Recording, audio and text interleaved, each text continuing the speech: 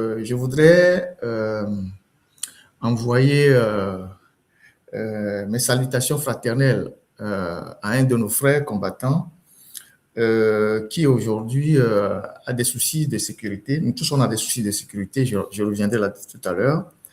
Et notre compatriote Zaga a reçu la visite de curieux individus dans son appartement hier. Et ces individus se sont introduits dans son appartement sans effraction. C'est-à-dire, on n'a pas trouvé aucune trace d'effraction de la porte, mais des gens sont rentrés dans son appartement, et ces gens ont mis tout sans dessous dessus et ont emporté des trucs.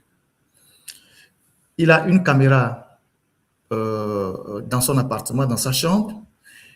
Avant d'agir, ils ont masqué la caméra avant d'opérer. Et il m'a informé cet après-midi, avant que je ne rentre en live, il m'a montré même dans un appel vidéo comment ils ont passé son appartement au peigne fin. Les voisins n'ont rien vu. Personne n'a remarqué quoi que ce soit. Alors où je vous parle, il y a la police pour déposer une plainte avec une possibilité de saisir des caméras pour voir qu'est-ce qui s'est vraiment passé. Et ceci pour vous dire les risques auxquels nous sommes exposés, même à l'extérieur, par rapport à notre engagement vis-à-vis de ce régime-là. Des gens qui peuvent rentrer chez vous, surtout qu'en Europe, les portes sont souvent des portes blindées, la plupart des portes, qui peuvent rentrer chez vous sans aucune effraction, fouiller votre appartement, emporter ordinateur, des trucs et tout ça, sans laisser la moindre trace. Ça veut dire que c'est des professionnels. C'est des gens professionnels. Et c'est des gens qui, d'abord, ont pris le temps de faire un repérage, de savoir que vous n'êtes pas à la maison, et ils ont pu agir. De temps en temps, pendant cette année, je vous ai fait écho du harcèlement dont je faisais l'objet ici. Des mouchards qu'on envoyait dans la zone où j'habitais, des gens à Lomé qu'on essaie de cuisiner pour connaître mon adresse, pour savoir, des gens qu'on paye, y compris même des journalistes, pour venir ici faire de la filature. Je suis venu ici dénoncer certaines personnes. Et je suis venu ici vous dire que ils ont, comment on appelle ça, ils sont venus jusque dans mon appartement avec un huissier pour me signifier une interpellation sommative. Bon, moi, soi-disant, il faut apporter les preuves de ci ou ça, ou sinon on va porter plainte contre toi. J'ai rien à foutre d'une plainte. Une plainte en France contre un journaliste, ça ne donnera rien. Mais leur objectif, en envoyant un huissier, parce que c'est l'ambassadeur qui l'a fait, à mon domicile, c'est pour me dire, on sait où tu habites. Mais avant d'envoyer ce huissier, ils ont fait du repérage. Ils ont envoyé des gens pour tourner autour quand ils ont su que j'habitais dans telle zone. Et on a vu des gens qui tournaient autour. Et donc, ils ont fait ça pour dire, on sait où tu habites, on peut t'atteindre à tout moment. En fait, c'est le message. La dernière fois, quand on faisait le live ici, il y a quelqu'un qui a écrit dans les commentaires, j'ai vu ça passer rapidement sur YouTube, que tu penses que tu vas déstabiliser tout un État, on sait où tu habites, trop ou tard, on va t'atteindre. La personne a écrit ça. Et a même donné des indications de l'adresse. On sait où tu habites, on peut t'atteindre à tout moment. Et donc, moi, a priori, je suis journaliste. Quand il y a des choses comme ça, je communique, mais je renseigne aussi. il y a plusieurs organisations qui nous accompagnent, qui nous suivent, qui ont des liens directs avec les autorités du pays qui nous accueillent. Moi, je fais remonter.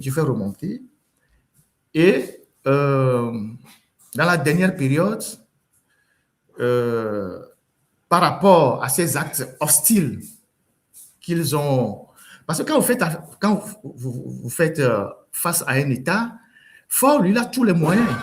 Il a les experts, il a tous les moyens, il a les Israéliens qui sont des experts dans certaines choses, au-delà du fait qu'ils attaquent nos comptes, ils récupèrent nos pages Facebook par les voyous qui sont au Bangladesh, ils les payent. La dernière fois, la page Facebook de l'Alternative, on a retrouvé celui qui a hacké ça, et ce gars se trouve au Bangladesh. Donc, c'est des gens qui payent pour ça.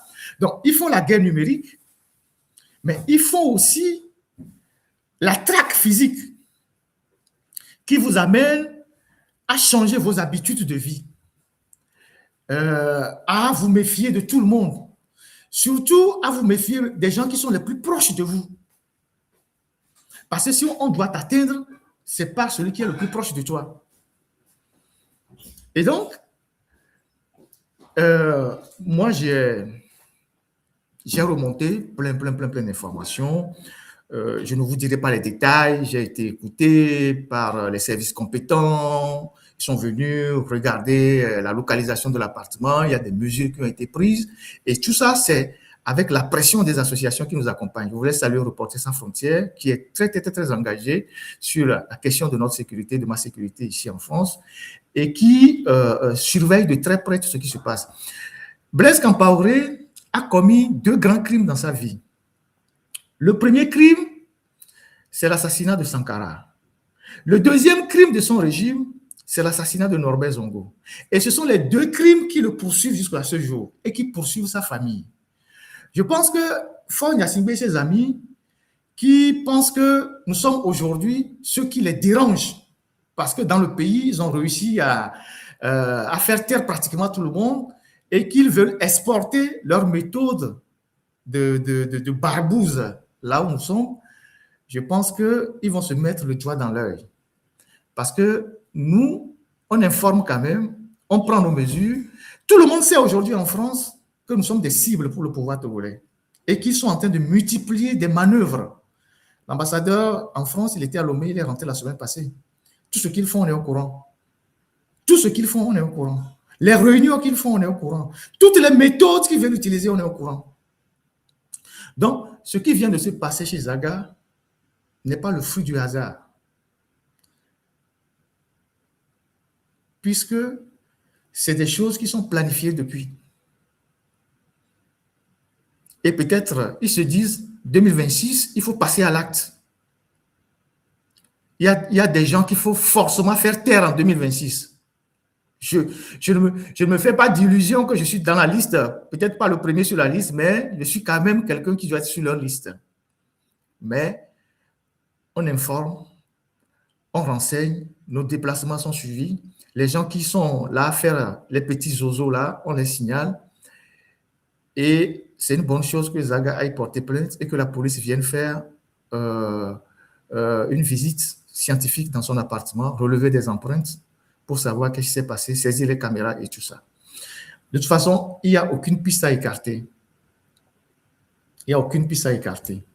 Donc, voilà des choses que nous vivons régulièrement, sans oublier tout ce que nos parents vivent au pays. On n'est pas obligé de venir vous exposer ça sur la toile ici.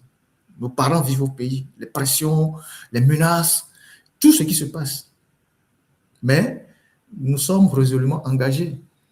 Et vous vous retrouvez entre plusieurs feux. Vous vous retrouvez pression familiale, pression de vos proches, pression des amis. Les gens vont dire, mais attends, Ferdinand, nous on tombe que mi l'épaule, mi bon, mi tati togoto, ni belikama on va décider quoi, il doit la trop, mi de nous les nyahome.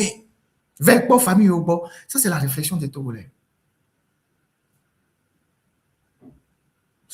Voilà pourquoi, moi, il y a des gens, quand ils disent, ah, Ferdinand, on va te voir, je dis non. Il y a des gens qui disent, ah, Ferdinand, on veut te voir, je dis non. Parce qu'eux, ils ne comprennent pas ce à quoi je suis exposé. Ce n'est pas des gens qui que je soupçonne de me vouloir du mal. Mais non.